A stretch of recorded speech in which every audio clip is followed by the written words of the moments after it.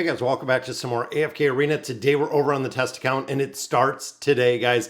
We actually see the Fates end right here. That is right. We have both of our Awakened Celestial and Dimensional, Celestial and the Hypogenian hero. Now, one thing I do want to note, guys, is some of the concerns that we have shared over on Discord, because when you look at the longed reunion, you can see there are both of them here. There is the plate glass window. Now this overall is acquired through the essence. We've seen it before where you do get the pen to fill out or color in this window. Now the thing to note is the reward. So you can see we only do have 10 time emblems here. Now if we released both of these heroes, so if we released Eugene, we would get 10. If we released Gavis, we would get 10. And that was kind of what we were concerned about. Are they only going to give us 10 when they're doubling the heroes? So we're going to have to see exactly if we're going to get 50 for each hero or if it is just going to be combined. And it looks like here at first glance for both different heroes. Now this, of course, yielded us, I believe last time it was 12 time emblems. So we might get 12 for him. We might get 12 for him. And then it looks like we have one Voyage of Wonder, which I'm assuming, again, if you had Gavis and if you had Eugene completely separate, we would have one voyage for each of those, resulting in 20 of our time emblems. So over here, I don't know exactly what that's going to look like. I'm assuming this is going to be 10 and then this is going to be 10. So essentially right here, we're getting shorted the 20 time emblems that we'd get from the individual release. Now, in addition, guys, we also do have the perks Bonanza that came up. So new awakened heroes, joyful summons. So with the joyful summons, we know that is the discounted summons that we're going to see. Now, overall, are they going to double the discounted summons? So are we not just going to get the 10? Are we going to get the 20? That is yet to be seen. You can see it's kind of bugged a little bit here.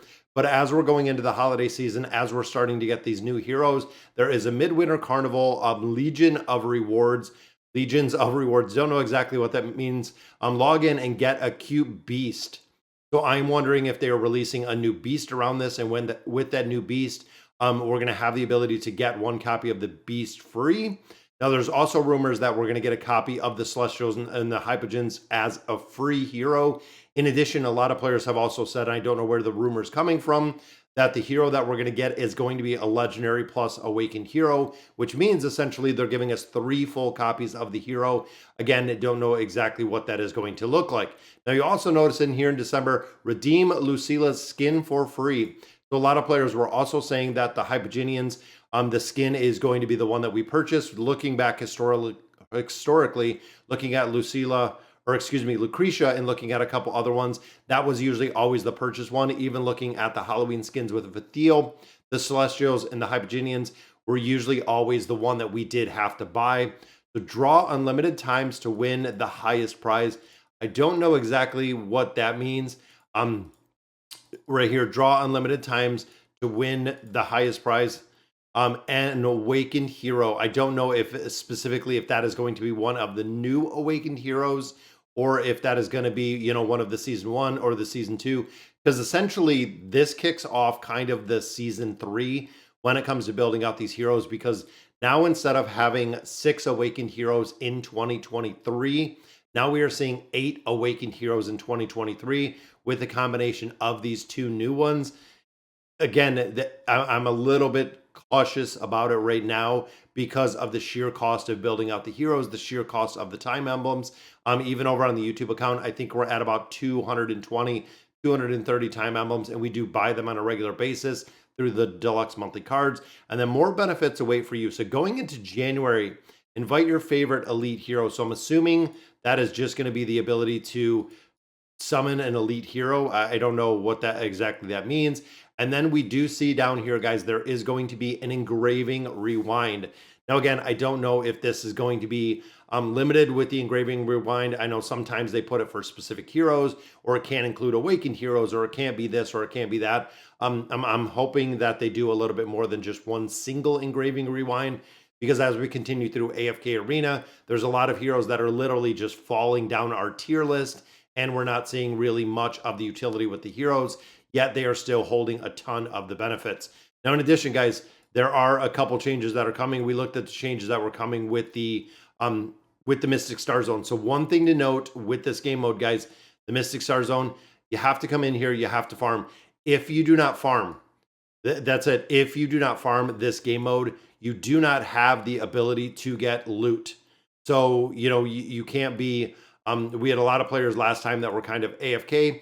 If you do not farm this game mode, you cannot get loot. I want to make sure that that is clear. And I want to make sure that players do know that the loot is now going to be assigned. And again, this is kind of to combat the players that are actually not playing.